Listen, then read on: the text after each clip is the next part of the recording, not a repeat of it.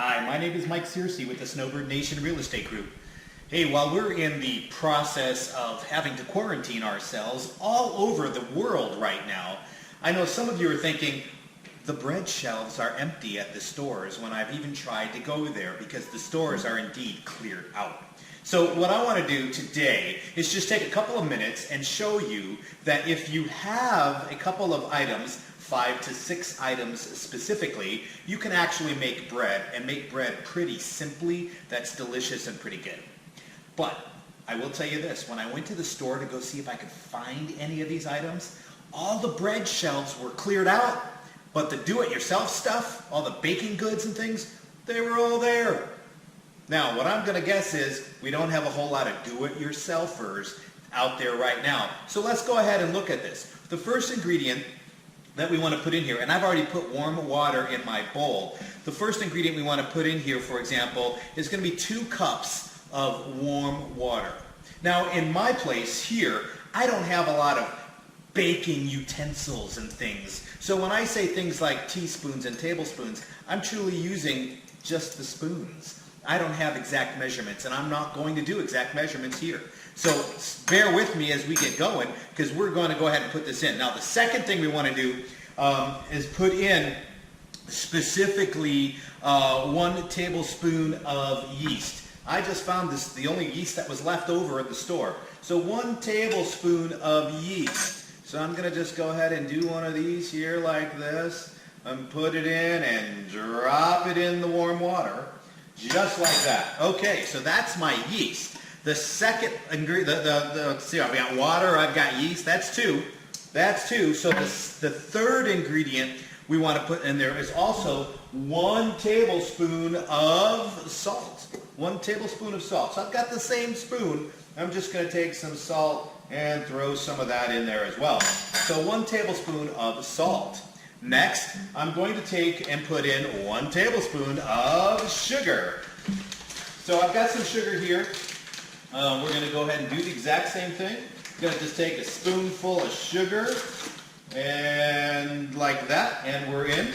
Okay, so that's 1, 2, 3, yeast, salt, sugar, and water. That's 4. And see, the next thing I want to do essentially is once I get all this in there, I want to mix it so that the yeast finally dissolves. So we want to mix this so the yeast dissolves.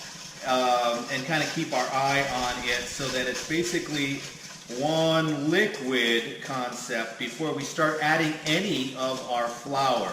Because the flour itself is going to need to have all this kind of mixed in there rather than kind of getting, you know, a dry mix, so to speak. So we want to, the only thing we want to mix into the contraption here after all this is together is the flour. All right, so I'm going to do that. I'm going to shut off the video here while I mix that, and then it's going to be 5.5 to 6 cups of flour. I'm going to go ahead and measure that out, and then I'll be back with you in just a moment. Okay, it's been just a couple of minutes, but what I've done is I've given the yeast a little bit of time to essentially dissolve in the water mixture that I have with the sugar and the salt.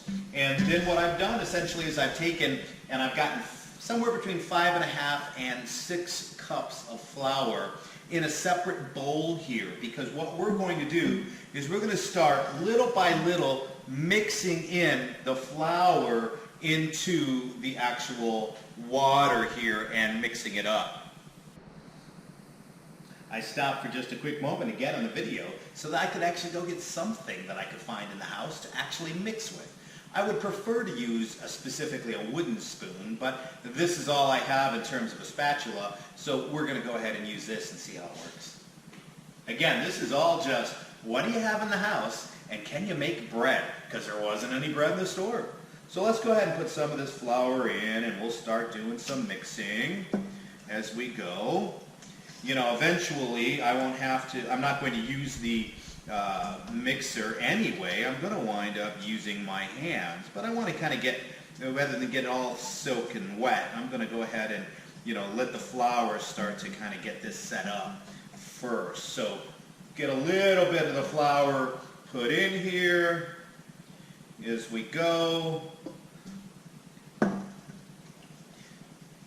And essentially we're going to try and get it so that it is just to the point of pulling away from the sides. Because right now, I mean, I just put a little bit in, and as you might be able to tell, it kind of looks like a pancake batter, which is okay as we get started, but we're going to want to go ahead and do this now. All right, so get a little more. Getting to the point that I can almost start kneading this with my hands or mixing this a little bit with my hands momentarily. Getting to that stage.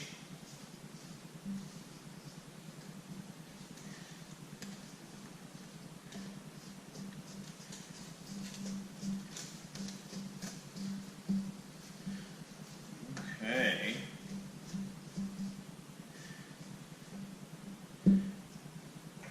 Add some more, because we're hoping obviously to get most of this in here, and most of this kind of work into the whole setup. You see, flour and water in and of itself can make bread, or at least some similarity of it. In fact, if you think about it, and you remember your history, flour and water was what the ingredients were for hardtack. During the Civil War, that's what they would actually make for a lot of the soldiers to carry with them, and that's what they ate. So, all right, so I think we're finally getting to that point where I'm going to go ahead and make sure you wash your hands, like I did off camera, but make sure you wash your hands before you start doing this, of course. We don't want to actually put any virus issues in the bread itself. Although we are going to expose it to heat in the oven before it's all said and done, of course. All right, so we're going to take some more of this flour. Going to get this in here, kind of mixing it up with my hands as we go.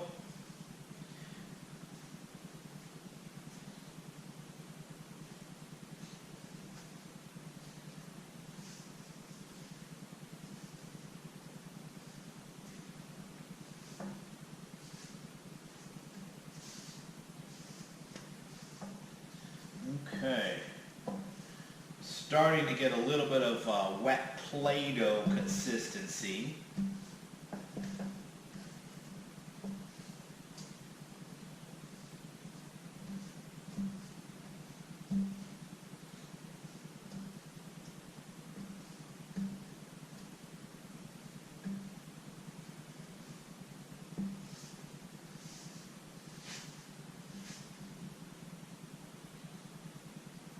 Still quite a bit too wet, so we'll throw some more flour in here. Getting to the point, hopefully, of being able to get all of this flour. In fact, that's what I'm going to do. I'm going to go ahead and just dump all this flour in here and see what we got. Because at some point, this is a lot of experimentation is what we're doing here. I was challenged to be able to say, can I make bread with a couple of ingredients, with what just I can find around the house. So this is my attempt to do just that. So we're trying to make bread, and I'm just guessing on a lot of my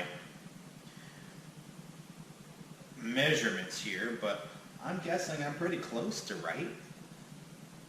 Although, as I'm looking at it now, I'm thinking I might need even a little bit more water.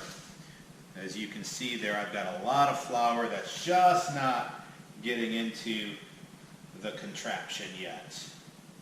So we're going to go ahead and cut the camera here for just a moment. I'm going to go get some more water. So we'll be right back. Okay, I'm back. I just grabbed another bowl, went to the sink at the hot water tap, and got a little bit more water.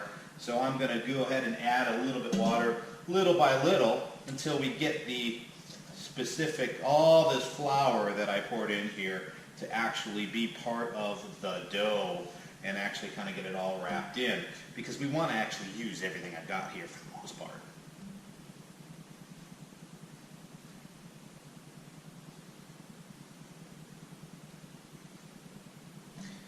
Okay.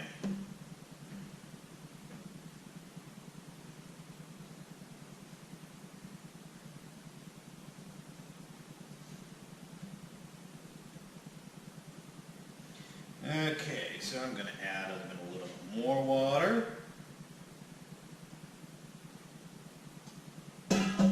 Get some more of this flour incorporated.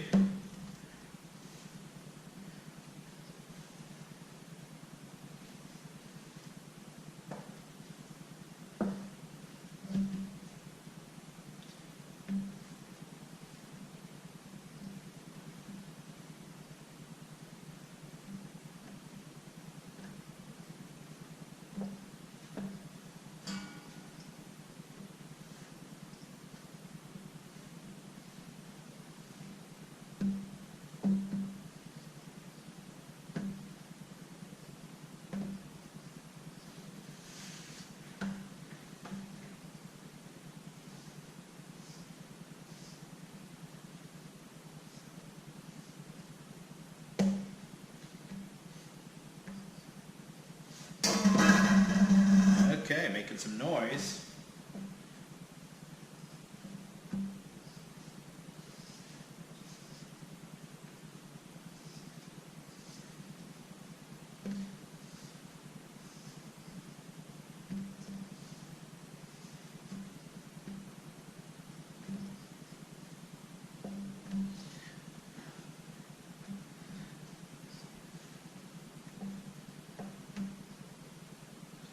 Alright, I didn't get all the flour, as I said, when I'm guessing how much flour I'm going to use, maybe not enough. I could add some more water and get some more, but this is probably a good place to start. So what I'm going to do at this point right now, move the water to the side, and I'm going to take some of this flour, and I'm going to spread it out on the clean table. Disinfectant wipes are good for this before you start working. Spread it out on the clean table because I want just enough flour on here to keep everything from sticking. And I'm going to knead this for about 5 minutes, as we go, because we want that salt and we want that sugar and we want that yeast to permeate throughout the entire piece as we got here. Let's see what we got as we get going.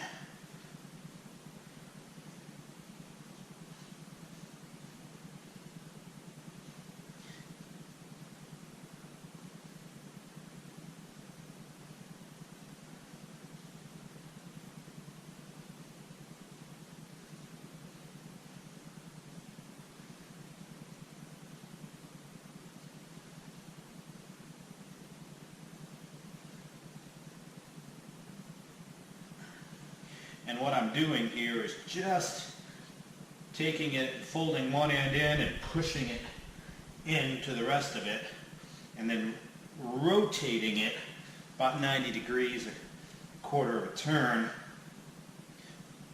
so that essentially what I'm doing is hopefully folding it and constantly folding it in on itself, and then giving it some good solid pressure so that it can become something a little bit more than just, of course, the ingredients that it exists.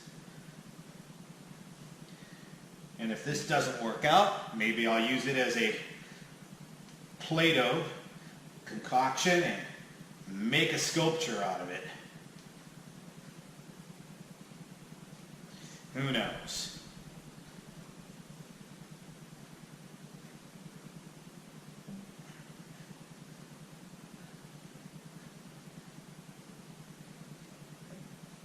About 3 more minutes of this.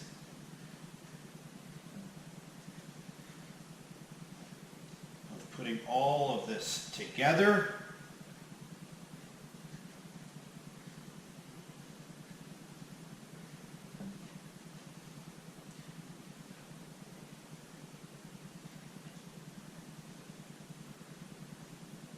Starting to get just a little bit little bit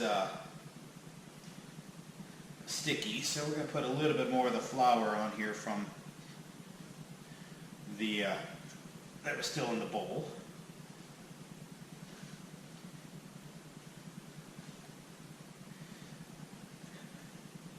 I'm taking what that means essentially to be that I'm getting all the water into mixed with the flour, and then the concoction's becoming a little bit more sticky as a result because the water's permeating out a little.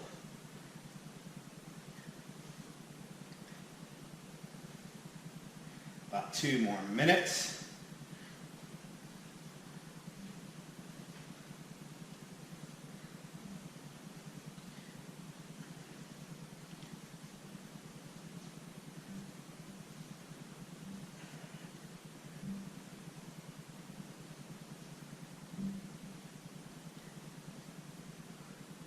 Okay. Now, what I'm going to do is go get just a little bit of oil that I've got, some cooking oil that I must have in the house somewhere, and I'll be right back. I'll show you what I'm going to do with that in a moment. Now, I went and picked up out of my cabinet here some extra virgin olive oil. And what I'm going to do is I'm going to put a few drops in the bottom of this here. This is the bowl where I still have the leftover flour and the like, and I'm going to go ahead and do a little bit of mixing with that.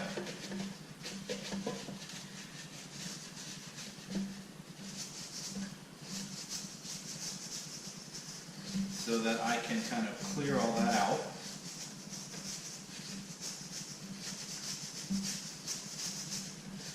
Okay.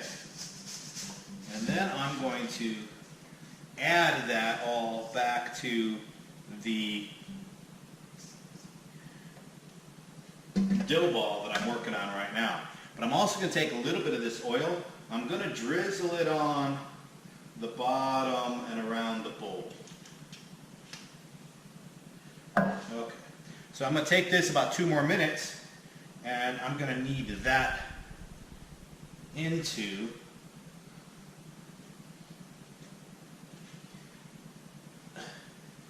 the whole concoction itself. So essentially we'll have just a little bit of oil, a little bit of olive oil as part of the ingredients in here that might add both a little bit of flavor, but hopefully make it so it doesn't stick as much when I finally throw this into the pan somewhere. As I said, some of this is all on the fly, so if I just added an extra ingredient than the number I just told you, then that's why, as I'm kind of thinking this through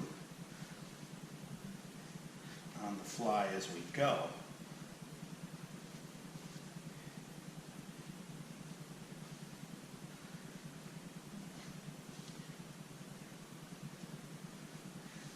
Okay.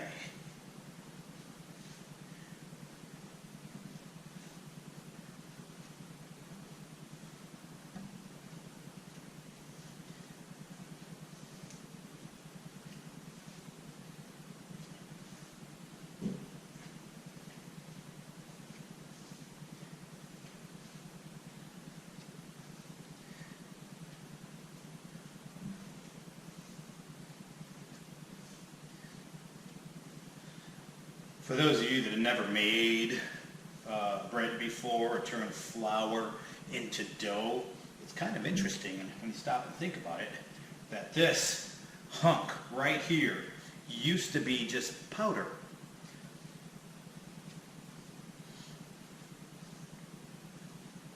Okay, so I'm close enough to make this call here and say that we are probably kneaded enough. That's K-N-E-A-D, not N-E-E-D. I don't know about whether or not you're kneaded enough, but the bread is kneaded enough. Bad pun jokes here at this point, but then again, that's what I'm known for. Okay. All right, so I'm going to take this here and kind of roll it into a ball.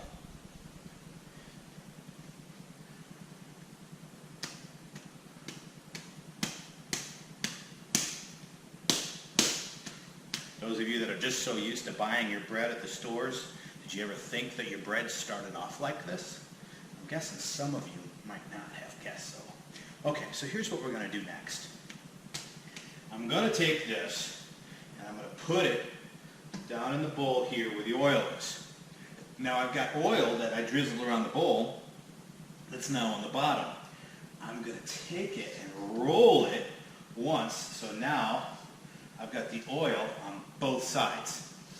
Next thing I'm going to do, now bear with me and come with me here for a moment, is I'm going to go ahead and take a towel that I've got here. I'm going to go ahead and make this towel damp. So I've got a damp towel that I just got off of the kitchen right now, and I'm going to put this over the top of this bowl.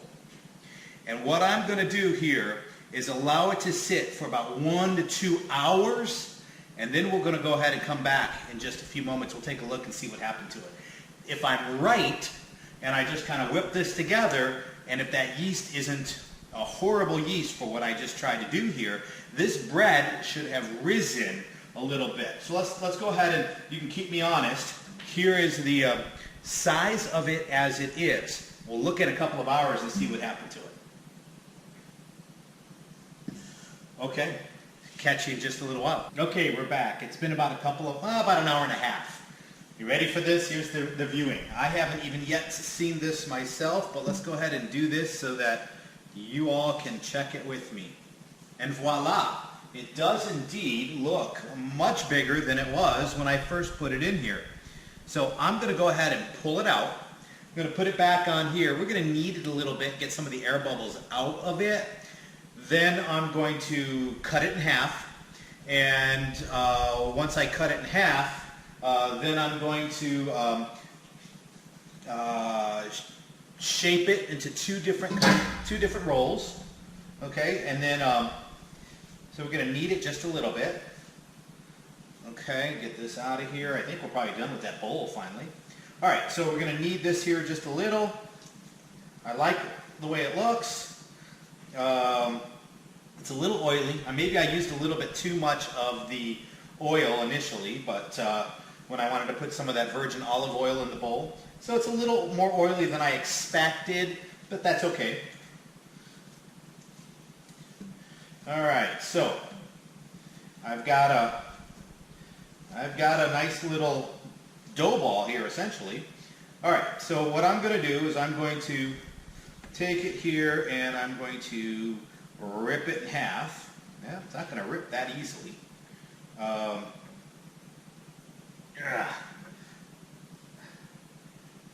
Okay, so rip it in half. Now, I can do this a couple of different ways, I'm guessing. I can either kind of flatten it out, make it look a little artisan, you know, so that hopefully when it rises, it'll look a little artisan, kind of a bread roll of sorts. Or I can, in fact, let's do one of each. So we're going to call this one the artisan one. And you can see what I did there. Now, what I did is I got a pan and I put a little bit of spray cooking oil on it, right? That nonstick Pam oil on it. And what I'm going to do is take a little bit of cornmeal that I had in my closet, my pantry. And I'm going to take a little bit of cornmeal and a couple things here. I'm going to sprinkle a little bit of it on the pan itself. Okay, because we want to do that. And then I'm going to put, first off, then I'm going to put this on one side of the pan. And then this one, I'm going to kind of roll this one into kind of a French roll of sorts, I think. I'm going to give it a shot anyway.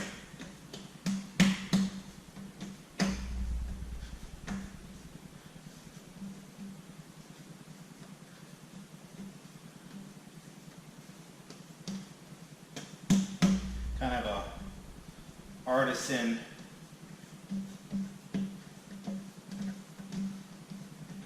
roll.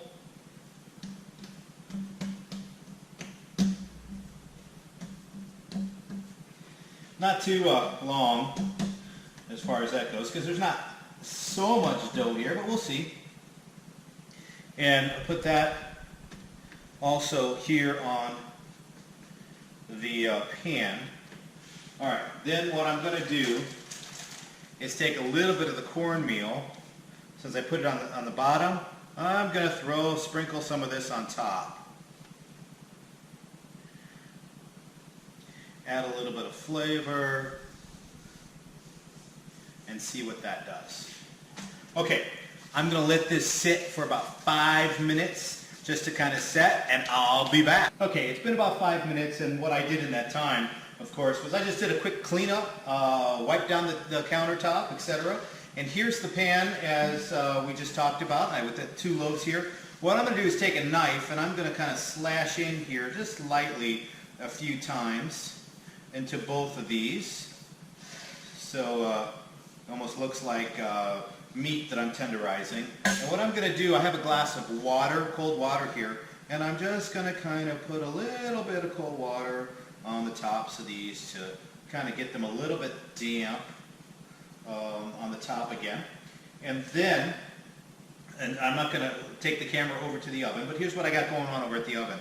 I just set it for 400 degrees. And I just, while I've been talking earlier, I boiled some water. I have a pan, a roasting pan, that I threw some water in the bottom of it, and I threw it on the bottom of the oven. And I did that so that some of the steam can rise up while it's cooking at 400 degrees for about 35, 45 minutes, somewhere in there. I'm going to then take it out. Hopefully it'll thump it and it'll sound hollow, and it'll tell me that it's cooked.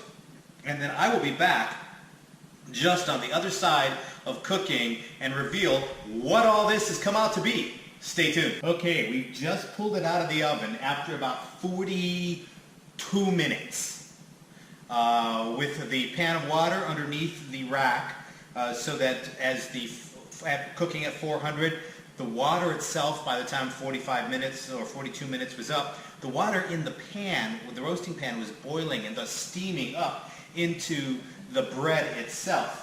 And ultimately, this is what it looks like. I'd say that's looking pretty good, quite frankly, for just whipping this together out of five ingredients or so. So what we want to do now is we're going to go ahead and bring them over here so that it actually feels soft on the inside, and you can hear thump. It sounds a little hollow, just like I suggested it should. And so that's what we're going to do. We're going to let it cool down for about a half an hour, 45 minutes or so, and then we're going to come back on the other side, and I'm going to cut into it. We'll take a look and see what happened to the inside, if it's exactly the way it should be or not. As you can see, they were next to each other, so they didn't actually completely cook around the whole edges on both of them where they connected and touched. And that looks like a beautiful piece of artisan bread on the inside. We'll see you in just a little while, and we'll take another look. Okay, we're back. I have had it cooling now for the last 30, 40 minutes or so. And now what we're going to do is actually see how it came out.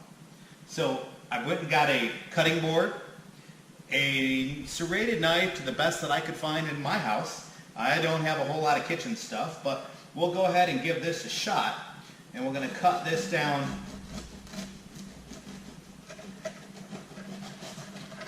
the way like this. And that's how it came out.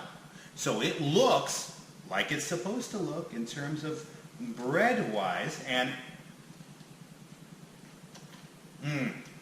that tastes like artisan bread that just came out of one of your bake shops anywhere in the country.